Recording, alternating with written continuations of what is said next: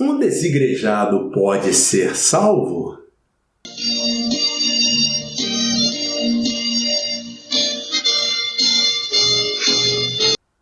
Lição 9. A sutileza do movimento dos desigrejados.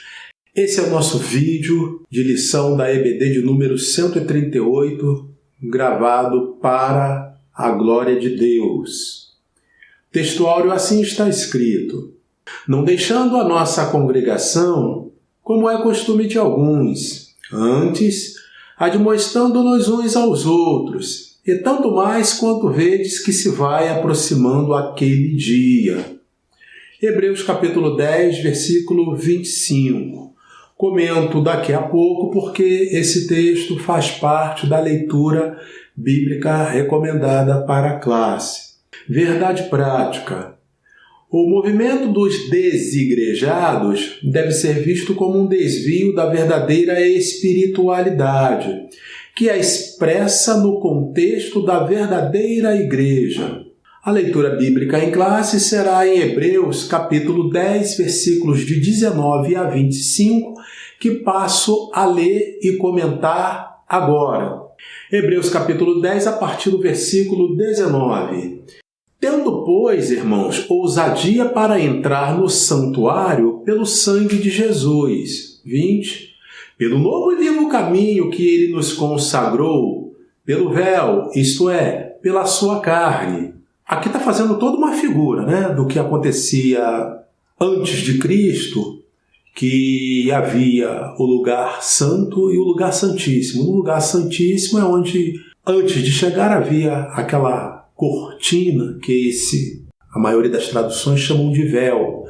E aí, quando o Senhor estava sendo martirizado na cruz, a Bíblia diz que o véu se rasgou de alto a baixo. Ele era muito forte, era muito bem trançado, então só um milagre. Se ele fendeu assim de forma bem linear para demonstrar ainda mais o tamanho do milagre. Mas então tudo isso, que era a entrada, o sumo sacerdote só podia entrar ali uma vez por ano, e só ele poderia entrar para fazer expiação dos pecados. Então tudo isso é que a Epístola aos Hebreus está mostrando que agora fica adaptado à realidade do Senhor Jesus. Tendo já o Senhor Jesus como Salvador, então as coisas não funcionam mais assim. Vai funcionar por meio do Senhor Jesus. O Senhor Jesus é o nosso mediador. É essa linha aqui que precisa ser entendida em relação ao que está falando aqui. Versículo 21. E tendo um grande sacerdote sobre a casa de Deus. Quem é esse grande sacerdote? O Senhor Jesus. Mais um texto bíblico mostrando o Senhor Jesus como sacerdote. Cheguemo-nos com verdadeiro coração em inteira certeza de fé, tendo o coração purificado da má consciência e o corpo lavado com água limpa. 23. Retenhamos firmes a confissão da nossa esperança, porque fiel é o que prometeu. 24. E consideremo-nos uns aos outros, para nos estimularmos ao amor e às boas obras. 25, que é o mesmo texto áureo. Não deixando a nossa congregação como é costume de alguns, antes, admoestando-nos uns aos outros, e tanto mais quanto vedes que se vai aproximando aquele dia. Vamos explorar bastante essa questão de não deixando a nossa congregação, ou seja, não se deve deixar a congregação. Vamos explorar que isso é uma recomendação bíblica. E esse final do versículo, onde diz que se vai aproximando aquele dia. Que dia? O dia do Senhor. Para os que estão em Cristo, o dia do arrebatamento. E para aqueles que ficarem, o dia do juízo final, que acontecerá 1000 anos depois do arrebatamento, segundo as Escrituras.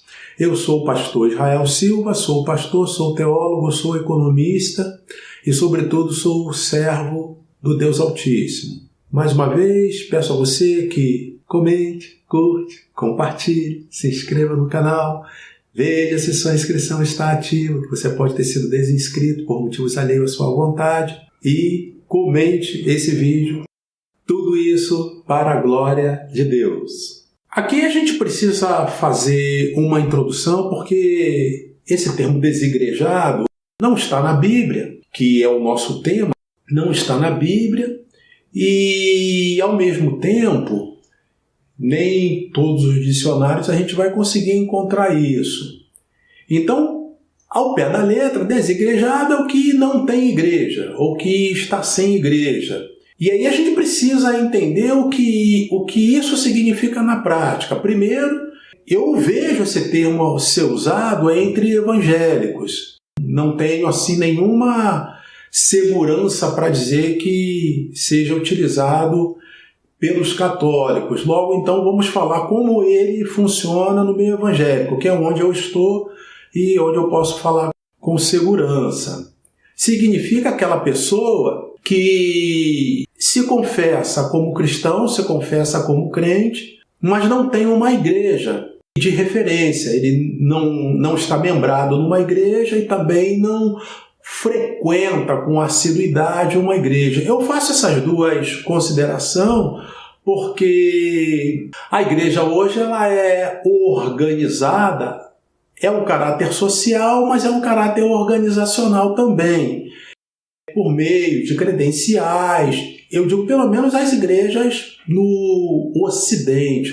Teve uma lição que a gente mostrou aqui, lugares onde o cristão mais é perseguido no mundo, e aí, quando chega no 10º lugar, que é por percentual, com testemunhos de perseguição, de templos que são danificados, às vezes totalmente destruídos, e cristãos que são agredidos, às vezes feridos, e às vezes perdendo até suas vidas. Nesse contexto, nós vimos que a Índia ocupar o 10º lugar, e a partir dali a dificuldade só vai aumentando em termos de perseguição. Naqueles países ali, então, quando entra ali na faixa de Coreia do Norte, Afeganistão parece que é o campeão desse triste relatório, onde o cristão mais é perseguido. Então, certamente, não lembro de ter visto isso na matéria, mas o mais provável é que eles não tenham um critério desse de ter nome das pessoas escritas em livros, credenciais, até por uma questão de segurança. Eu não recomendaria que eles fizessem isso, que seria aumentar o risco da integridade física desnecessariamente. Mas do lado ocidental a gente tem isso tudo. Então, quando se diz desigrejado, é a pessoa que não está congregando e, claro, tem que ser considerado também. E essa não congregação é uma decisão voluntária dele. Ele poderia congregar, poderia escolher uma igreja, poderia frequentar uma igreja assiduamente, se bem assim o quisesse. Como ele prefere não fazê-lo, dá-se esse termo aqui. E aí, o tema de nossa lição vai ser a gente explorar isso. Nós vamos falar em 3 capítulos essa lição. O primeiro é o que é um desigrejado, que a gente já começou a falar. Em segundo, não vos prendais a um jugo desigual. E em 3, deixemos todo o embaraço. Então, vamos agora aprofundando com esse primeiro capítulo, o que é um desigrejado. Com tudo isso que a gente já adiantou, as coisas de Deus funcionam sempre em função do que a gente tem para oferecer. A palavra fala sobre batismo, diz: quem crer e for batizado será salvo, e quem não crer será condenado. No entanto, existe a questão do cidadão, do irmão da cruz. O pastor Israel nunca cita ladrão da cruz, tá? Cidadão da cruz, porque ele se arrependeu. Se arrependeu, os pecados não contam mais para Deus, e a gente tem que entender assim. Mesmo porque, se assim não fosse, cada pessoa na igreja poderia ser chamado de alguma forma pelo pecado que cometera antes, ou pelos pecados que cometera antes. Então, você, em vez de ser o irmão fulano, irmã fulana, grande parte das pessoas, né? Claro, tem as pessoas nascidas do Evangelho e por aí afora, mas sempre poderia ter: aquele ali é o adúltero fulano de tal, é a adúltera fulano de tal, é o idólatra fulano de tal, a idólatra fulana de tal. Mas então não tem nada disso, é irmão e irmã. Então, ele se converteu. O moço que se converteu por razões óbvias, ele estava na cruz, não teve tempo de ser batizado. Mesmo assim, o Senhor Jesus disse para ele: hoje mesmo estarás comigo no paraíso. Ou seja, ele foi salvo, com palavras do próprio Senhor Jesus registrado nos evangelhos.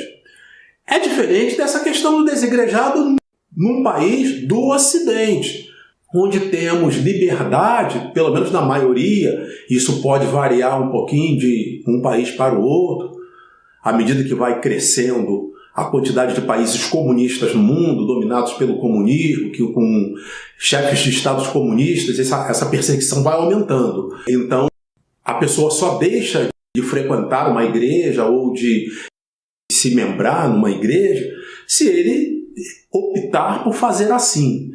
E toda vez que a gente tem à nossa disposição um talento que a gente não utiliza, é difícil a situação. No nosso caso, a gente tem em cada país várias igrejas, várias denominações. Aqui em Brasília, para dar um exemplo, tem igrejas, vou falar só das grandes porque que eu consigo me lembrar.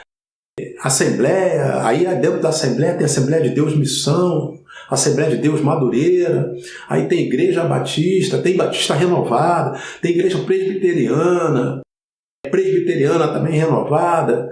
São muitas possibilidades para a pessoa membrar. Além disso, ainda tem as convenções para os que são ministros do Evangelho, onde, pela graça de Deus, eu me incluo também, que são ministros do Evangelho, tem as convenções. Então, as convenções é tudo ali, as pessoas são cadastradas, tem todo um testemunho a prestar, presta satisfação às pessoas que fazem parte daquela convenção. Então, tudo isso é uma forma de congregação. Quando a pessoa deixa de fora tudo isso apenas por opção, então tem alguns problemas. Eu separei aqui, por exemplo, as cartas do Apocalipse, as cartas das igrejas em Apocalipse. Então, Apocalipse capítulo 2, versículo 1. Escreve ao anjo da igreja que está em Éfeso. Isto diz aquele que tem na sua destra as 7 estrelas, que anda no meio dos 7 castiçais de ouro. Aqui escrevendo à igreja de Éfeso. Apocalipse capítulo 2, versículo 8. Deixando aqui na tela para você. E ao anjo da igreja que está em Esmirna, escreve: isto diz o primeiro e o último, que foi morto e reviveu. Bom, então, primeira carta a Éfeso, segunda a Esmirna, a terceira a Pérgamo, Apocalipse capítulo 2, versículo 12. E ao anjo da igreja que está em Pérgamo, escreve: isto diz aquele que tem a espada aguda de 2 fios. Até para facilitar o teu raciocínio, você já entrando por acaso, né? Quem for mais iniciante em Bíblia, esse isto diz sempre apresenta aí um nome do próprio Senhor Jesus, de como ele se apresenta. Então ele se apresenta a cada igreja com um nome, e é importante a gente saber então que o Senhor pode ser chamado por qualquer um desses nomes, e isso porque está assim nas Escrituras e é como ele próprio se apresentou. Capítulo 2, versículo 18. E ao anjo da igreja de Tiatira escreve: isto diz o Filho de Deus, que tem os olhos como chama de fogo e os pés semelhantes ao latão reluzente. Apocalipse capítulo 3, versículo 1. E ao anjo da igreja que está em Sardes escreve, também é importante dizer, ao anjo da igreja se refere ao líder da igreja, ao pastor da igreja, eventualmente poderia ser chamado de bispo, também conforme a realidade de cada igreja. Mas a tradução que chega para a gente é sempre com essa expressão, chamando de anjo da igreja, o pastor presidente, o dirigente daquela igreja. E ao anjo da igreja que está em Sardes escreve, isto diz o que tem os 7 Espíritos de Deus e as 7 estrelas. Eu sei as tuas obras, que tens nome de que vives e estás morto. Eu estou lendo aqui o versículo completo, mas o que eu quero destacar sempre é que o Senhor está escrevendo ao anjo de cada igreja. E depois a gente vai fazer uma abordagem dessa questão. Apocalipse capítulo 3, versículo 7. E ao anjo da igreja que está em Filadélfia, escreve: Isto diz o que é santo, o que é verdadeiro, o que tem a chave de Davi, o que abre e ninguém fecha, e fecha e ninguém abre. E terminando a 7ª carta, Apocalipse capítulo 3, versículo 14. E ao anjo da igreja que está em Laodiceia, escreve: Isto diz o Amém, a testemunha fiel e verdadeira, o princípio da criação de Deus. Eu trouxe essas 7 cartas para dizer que a maneira que Deus escolheu para falar ao seu povo por meio do apóstolo João, aqui nesse livro de Apocalipse, foi se dirigir a 7 igrejas. Lendo toda a carta, né, que é enviada a cada uma, não é muito grande, é uma leitura, você que não estiver tão acostumado com a Bíblia, pode começar aqui. Pela referência, facilmente dá para ler. Em 1 página, 2 páginas, dá para você ter lido todas as cartas. E fica muito fácil da gente entender que a carta é endereçada ao anjo da igreja, ao dirigente da igreja, e mostrava em quase sempre que ele tinha problemas.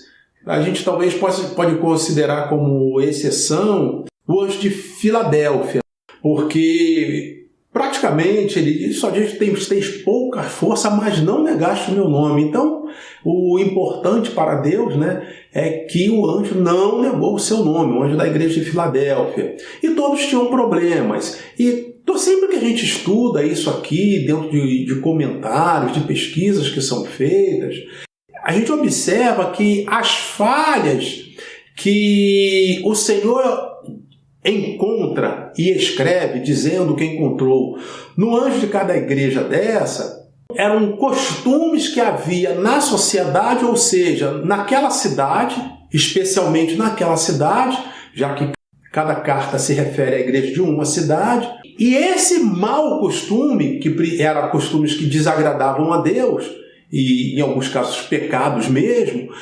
que entravam na igreja, a igreja se deixava contaminar por isso, e o anjo da igreja se deixava contaminar também, pelo que chegava na membresia. É importante a gente dizer isso, que quando o Senhor escreveu essas 7 igrejas, o entendimento que a gente costuma ter estudando isso é que Deus colocou, pelo menos para aquela época, para aquele momento ali, o que era de mais importante repreender no meio do seu povo, no meio do povo de Deus, no meio dos cristãos. É importante dizer isso porque, no caso, se tivesse naquela época alguém se comportando como o que a lição vem chamando de desigrejado, ou seja, não, eu não vou a igreja nenhuma porque eu não quero ir, aí ficaria essa questão solta, né? Bom, aí Deus escolheu para falar ao seu povo,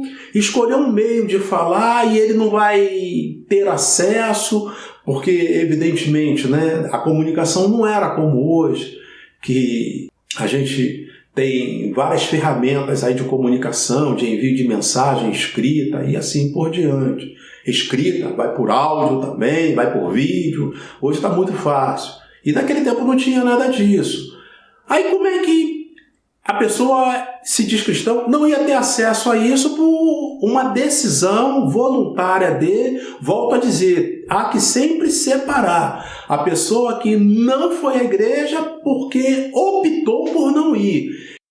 Isso é diferente da pessoa que não vai por uma impossibilidade. Mesmo na nossa realidade, hoje, Brasil, poderá ter a pessoa que está enfermo, e aí eu tenho que me lembrar aqui de mandar um abraço aqui para irmã Isabel. Ela está me cobrando um tempão aí. Você fala o nome das pessoas, não fala o meu nome. Irmã Isabel, você é muito bem recebida pelo Senhor e você manda sempre aqueles áudios lá de comentário. Ela diz que não consegue escrever no YouTube, mas sempre manda o áudio dizendo que assistiu, que está muito feliz. Graças a Deus, recebe aí nossa saudação. Mas a pessoa pode estar com uma dificuldade de trabalho também e não poder comparecer. É diferente. Então, essa questão, coloca a pessoa numa situação de não estar exercendo o talento que Deus lhe deu. Aí a gente olharia para aquela questão dos talentos, quando o Senhor entregou a uma pessoa, deu 5 talentos, a outro deu 2 talentos, a outro deu 1 talento, e todo mundo trabalhou os seus talentos de maneira conveniente, todos, menos aquele que recebeu 1, porque enterrou, e aí foi reprovado por Deus. Todos os talentos que a gente tem, a gente deve usar, deve procurar usar, que isso é agradável a Deus. Eu vou colocar essa questão sempre na questão de recomendação. A Bíblia recomenda que o cristão procure um local de congregação. Um local de congregação, eu não vou defender que tem que ser necessariamente, olha, não, você tem que ter a sua carteirinha, até porque tem um monte de gente com carteirinha que também poderá ter falhas muito mais sérias e até estar afastado do reino dos céus. Mas é importante que você se apresente como cristão na igreja, para os irmãos conhecerem, saber o seu nome, conhecer se a família toda for crente, conhecer que ali tem uma família, se edifica também os irmãos, se edifica a igreja fica feliz quando vê outros crentes, se tiver criança, levar as crianças para a igreja, e participar como puder, ajudar com oferta, com dízimos, e conforme o caso, e sempre ajudando como puder. Isso é a congregação. Então, o que eu entendo, o que eu vou concordar, que fere a recomendação das Escrituras, é aquele que simplesmente não vai. Não, eu sou crente na minha casa. Mas aí você dá testemunho para quem? Vai dizer que dá no local de trabalho, que dá na sociedade? Olha, as experiências que a gente tem mostram que é muito mais fácil ser crente na igreja do que sendo na sociedade. A gente encontra muito mais a questão de pessoa que é crente na igreja e na sociedade nem tanto. Às vezes tem um testemunho que não é lá essas coisas. E aí alguém supor que ele é exatamente o contrário, como é que é isso? Não vai à igreja nenhuma, mas aí chega no trabalho, não, eu sou crente sim, eu creio em Deus, o de Jesus é bom. Qual é a sua igreja? Não, igreja nenhuma. Não, isso não faz muito sentido, não. É difícil até da gente conceber um caso prático. Sinceramente, eu não conheço. E nem tenho proximidade. Sendo bem sincero, eu não tenho proximidade de alguém nessa situação. Conheço isso que eu estou falando. Às vezes a pessoa, mas ele tem membro, ele tem a carteirinha credencial. Nem tudo é carteirinha credencial, e aí pode ter outros motivos, pode ter outras coisas em jogo, aí teria que se olhar para cada caso. Mas eu acho que o importante, ele frequentar uma igreja, estar ali, tem os dias de ceia, que participem, as pessoas estão acostumadas a vê-lo. Acho que isso é muito importante e atende à recomendação da Bíblia. Falando sobre recomendações bíblicas, eu recorro àquele jargão de dar uma olhada na floresta. Olhar a floresta além de uma árvore específica. O que é isso? Será que tem outras recomendações da Bíblia? Eu consigo me lembrar de ao menos 2 outras e quero trazer aqui para esse vídeo, até porque são coisas muito raras de se ouvir mesmo nas igrejas, né? A gente falou um bocado sobre isso quando a gente separou aqui algumas palavras, algumas expressões, eram 15 palavras ou expressões que ou a gente ouve muito, ou a gente ouve muito pouco, ou quase não ouve, enfim, mas que são importantes, que estão na Bíblia. Pois é, essas questões aqui, essas recomendações, são um pouco de falar. O desigrejado, por óbvio, né? Desigrejado é a pessoa que não está na igreja. Então não faz sentido a igreja falar alguma coisa para uma pessoa que não vai estar ali tomado por princípio. Então é muito óbvio que não se fale mesmo. E a gente até aproveita aqui se ele estiver assistindo esse vídeo. Mas, além disso, outras recomendações. A segunda recomendação, já que a primeira é a recomendação para se congregar, a segunda é: não vos prendais a um jugo desigual. É o texto de 2 Coríntios, capítulo 6 e 14, que o texto completo, o versículo completo é assim, vou deixar aqui na tela para você. Não vos prendais a um jugo desigual com os infiéis, porque que sociedade tem a justiça com a injustiça? E que comunhão tem a luz com as trevas?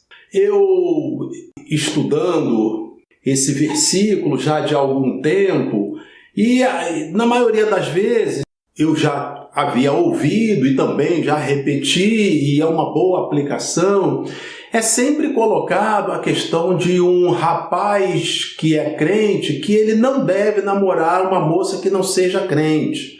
E o contrário também, uma moça que é crente não deve namorar um rapaz que não seja crente. Se não deve namorar, por óbvio também não deve casar. Colocando isso, por isso que eu digo, é um pacote de recomendações, porque se a gente colocar como pecado, pecado necessariamente será alguma coisa que conflita com o reino dos céus. E essas coisas não estão exatamente assim.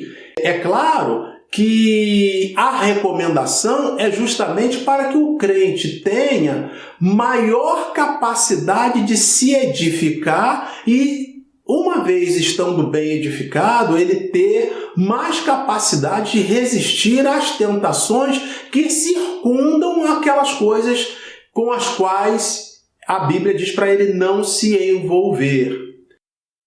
Ainda sobre jugo desigual, eu acho oportuno a gente ver o comentário da Bíblia de Estudo Pentecostais. É a Bíblia que é editada pela CPAD, a minha é da primeira geração, né? E essa Bíblia ela teve como um dos participantes da edição o saudoso pastor que nos deixou recentemente, Antônio Gilberto. Obrigado, Antônio Gilberto. Então, olha o que diz o comentário. O crente, portanto, não deve ter comunhão ou amizade íntima com incrédulos, porque tais relacionamentos corrompem sua comunhão com Cristo. Neste contexto, estão as sociedades nos negócios, as ordens secretas, maçonaria, namoro e casamento com incrédulos. A associação entre o cristão e o incrédulo deve ser o mínimo necessário à convivência social ou econômica, ou com o intuito de mostrar ao incrédulo o caminho da salvação. Até aqui. A parte que fala de namoro de um rapaz crente com uma moça crente que deve ser evitada e a moça crente com o rapaz crente, a gente é costumeiro ouvir. Geralmente em palestras sobre namoro, noivado, casamento, em trabalhos de mocidade, é comum da gente ouvir. Agora, essa outra parte que é citada aqui no comentário, sobre a maçonaria, que também é um jugo desigual, é uma comunhão com infiéis, isso aqui, sabe quantas vezes eu ouvi falar de público, dentro de uma igreja, dentro de um templo? Uma vez que eu ouvi no congresso de escola dominical, foi um dos que eu fui, e o palestrante é justamente o Antônio Gilberto, o pastor Antônio Gilberto, já de saudosa memória, que fez uma citação a respeito disso. Do contrário, não se fala. De qualquer forma, uma recomendação bíblica é sempre no sentido de o crente ser fortalecido, porque ao não cumprir uma recomendação, aumenta-se, quer dizer, se não tiver mais nenhuma outra questão em jogo, né? Se for uma decisão pura e simples, eu quero não seguir essa recomendação, eu quero continuar do jeito que eu estava, por decisão minha voluntária. Ao fazer assim, aí vai aumentar as questões da tentação. E claro, o diabo veio para matar, roubar e destruir. E o que de mais importante ele pretende roubar é a salvação do crente. Então o que era, não, eu fui, mas eu tomei todo cuidado, eu estou, mas eu tomo todo cuidado. Pois é, mas em algum momento a sua cobertura espiritual ela vai sendo minada e o risco de se comprometer espiritualmente por estar ali na zona sombreada entre estar em Cristo e não estar, em algum momento cruza essa fronteira sem se dar conta, né? Sabe que essa coisa é muito sensível. Eu dou como exemplo sempre a história de Sansão. Ele sendo tentado ali por Dalila perguntava: onde é, Sansão, a razão da tua força? Aí ele ia, contava uma historinha lá para Dalila ia, quando ele dizia: olha, se me amarrar com cordas novas, eu não poderei me desatar. Ela amarrava ele e chamava os filisteus, que eram os inimigos. Aí Dalila gritava: Sansão, os filisteus vêm sobre ti. Ele arrebentava as cordas, ia lá, matava aquele pelotão de filisteus que vinha para prendê-lo. Até que chegou no momento, e ele alimentando isso, estava muito claro. Ele mentiu, esse é o ponto, né? Ele mentiu para ela, e ela usou aquela informação para atraí-lo. Ele deveria perceber que aquilo ali era um assunto mais sério e procurar, né, se afastar de Dalila. Porque é o elogio que, aí mesmo no Antigo Testamento, é feito no livro de Jó. Que Deus faz a Jó, homem fiel, temente a Deus e que se desvia do mal. Então ele deveria ter se afastado. Ele permanece até que o quê? Ele acaba contando a verdade. É que nos meus cabelos nunca passou navalha e se cortar meus cabelos, eu serei um homem como o outro qualquer. Aí ela vai, corta e pronto. Mas tudo começa onde? Com ele sendo enfraquecido espiritualmente, porque não seguia uma recomendação. A recomendação é se desviar do mal. E ele, sabendo que estava numa situação de tentação, ele não se desviava. Ele insistia em continuar. Acabou se perdendo. E a Bíblia registra que quando ela cortou-lhe o cabelo, ele sem se dar conta, ela chamou: Sansão, os filisteus vêm sobre ti. E Sansão chegou a dizer consigo: mais uma vez sairei e o Senhor me dará a vitória. Mas o Senhor já havia se afastado dele e ele não sabia. Capítulo 3. Deixemos todo o embaraço. Sempre que eu medito nessa passagem, eu lembro do saudoso pastor brilhante Russell Shedd, que eu tenho livros que ele participou de edição de dicionários, enciclopédias, um monte de coisas. Um grande homem do Evangelho. Eu lembro de uma palestra dele, muito profícua, e eu lembro que uma das questões foi esse versículo aqui. Então, Hebreus capítulo 12, versículos 1 e 2. Portanto, nós também, pois que estamos rodeados de uma tão grande nuvem de testemunhas, deixemos todo o embaraço e o pecado que tão de perto nos rodeia, e corramos com paciência a carreira que nos está proposta. No versículo 2. Olhando para Jesus, autor e consumador da fé, o qual pelo gozo que lhe estava proposto, suportou a cruz, desprezando a afronta, e assentou-se à destra do trono de Deus. A expressão em que nós estamos focando é justamente essa, né? Deixemos todo embaraço. E aqui o autor, ele coloca todo o embaraço e o pecado que tão de perto nos rodeia. O que significa o pecado de perto nos rodeia? A tentação, que está muito próxima. Se o pecado está muito próximo, quando o pecado encontrar com o cristão, significa o quê? Que o cristão pecou. E claro, quando se fala de pecado aqui, é pecado sério, pecado que tira a pessoa do reino dos céus. Então o embaraço é um conjunto aqui desses casos, né? Esse capítulo 3. No capítulo 1 a gente falava da pessoa que pode ir à igreja, pode estar recebendo a mensagem da palavra de Deus. E claro, tem a oportunidade, quando a gente vai à igreja, aí vale para todos nós, quando a gente vai à igreja local, é necessário que a gente tenha o seguinte, e se você nunca meditou nisso, Eu espero que essa palavra funcione para você olhar também com essa visão. Qual visão? De que você vai à igreja local, que você contribui para que ela seja uma igreja melhor. Aí, mas pastor, como é que é isso? Ora, eu estou falando aqui desde a pessoa que vai, chega, senta no banco, participa do culto, hora de cantar, canta, hora de dar glória a Deus, dá glória a Deus, e ora na hora que tem que orar. Mas, além disso, tem, por exemplo, na maioria das igrejas, a gente tem uma paz do Senhor. Então, a paz do Senhor com um sorriso.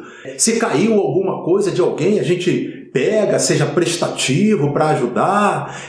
Se alguém está procurando um lugar, a gente vê que tem um lugar perto da gente chega mais para cá, ou chega mais para lá, tinha uma bolsa que estava ocupando o lugar, tira a bolsa, olha, dá para sentar aqui.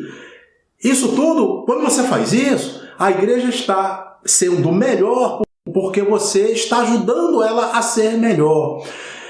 Uma pessoa que não vai à igreja nenhuma, e na maioria das vezes, ela sempre vai dizer, olha, eu já fui na denominação A, B, C, D e até quase Z.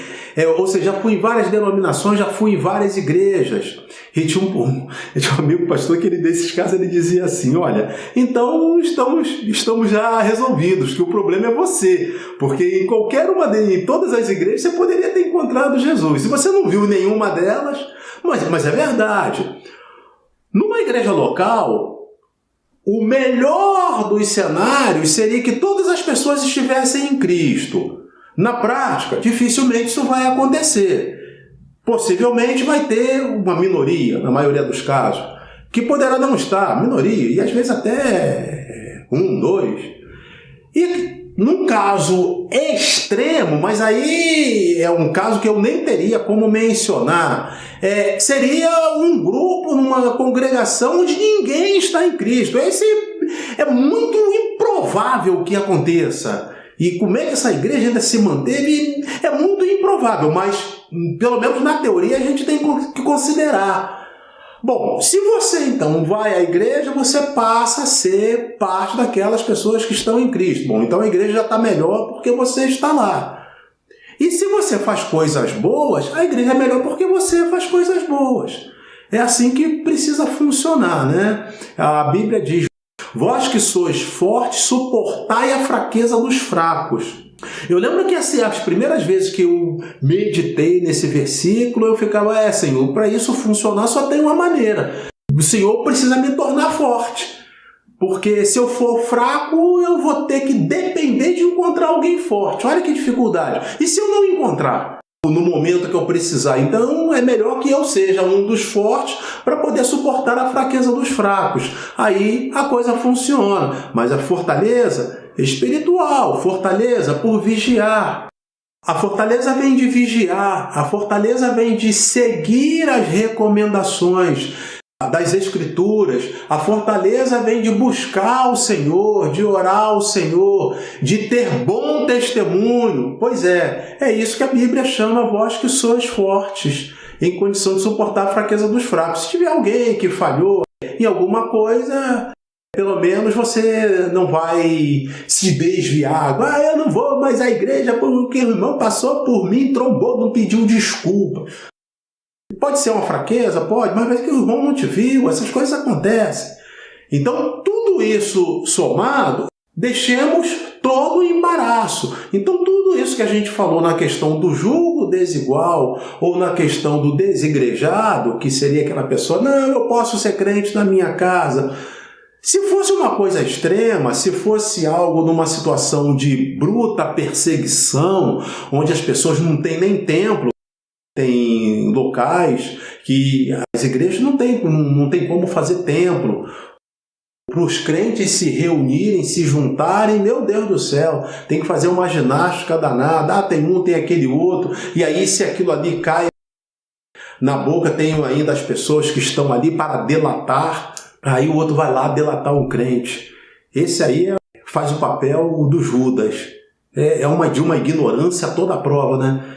Judas traiu Jesus, ganhou ali 30 moedas de prata e viu qual foi o fim de Judas, né? Pois é, Aquele que trai um servo do Senhor para poder ganhar alguma vantagem num regime desse ditatorial, de perseguição, um regime de perseguição à religião, às religiões, a pessoa que ganha dinheiro dessa forma está fazendo o papel de Judas. O salário dele é o salário do Judas.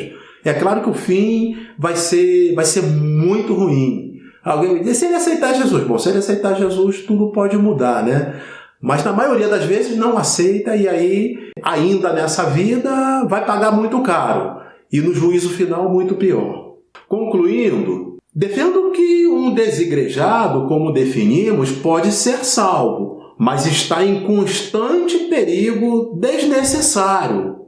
Por que eu digo desnecessário? Porque se for uma questão de doença, se for uma questão de trabalho, eu tive que fazer um trabalho que me ausentei, eu mesmo fui da Marinha Mercante, a gente viajava, de fazer viagens de 3 meses, de 4 meses. Então são casos bem excepcionais. Mas nesse caso a gente não deve nem chamar de desigrejada, porque a pessoa está impossibilitada, tanto o enfermo como aquele que tem uma impossibilidade por questão de trabalho.